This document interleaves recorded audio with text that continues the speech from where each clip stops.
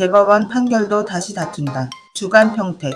우리나라 사법체계에 새로운 권리구제 통로가 열렸다. 앞으로는 대법원 판결까지 확정된 사건이라도 헌법을 침해했다고 판단되면 헌법재판소에 다시 다툴 수 있는 재판소원 제도가 도입된다. 법무법인 바른의 고강일 변호사는 사법 절차의 마지막 단계가 사실상 헌법재판소까지 확대되는 구조라고 설명했다. 재판소원은 법원의 확정 판결이 헌법상 기본권을 침해했다고 판단될 경우 헌법재판소의 판단을 요청하는 제도다. 지금까지는 법원의 재판 자체에 대해 헌법소원을 제기하는 것이 제한돼 사실상 대법원 판결이 사법 절차의 마지막 단계였다. 재판소원은 판결 확정일로부터 30일 이내 청구해야 하며 헌법재판소는 필요할 경우 판결 효력을 일시 정지할 수도 있다. 법조계에서는 대법원 사건 중 상당수가 헌법 쟁점으로 이어질 가능성이 있다고 보고 있다. 대법원은 매년 접수되는 약 5만 건의 사건 가운데 30% 수준인 15,000건 정도가 재판소원으로 이어질 가능성이 있을 것으로 전망하고 있다.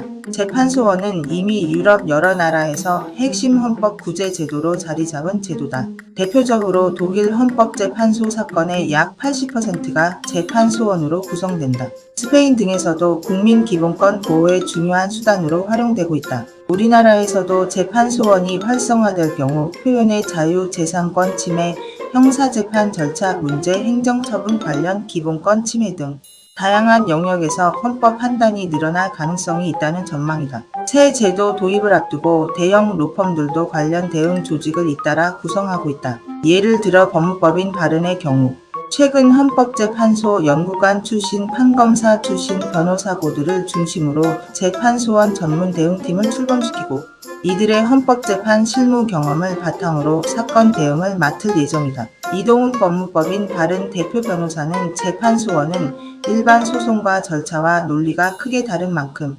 헌법재판 경험이 중요하다며 헌법연구관 파견 근무 경험이 있는 부장판사, 부장검사 출신들이 직접 사건을 수행함으로써 가장 전문적이고 신뢰할 수 있다고 말했다.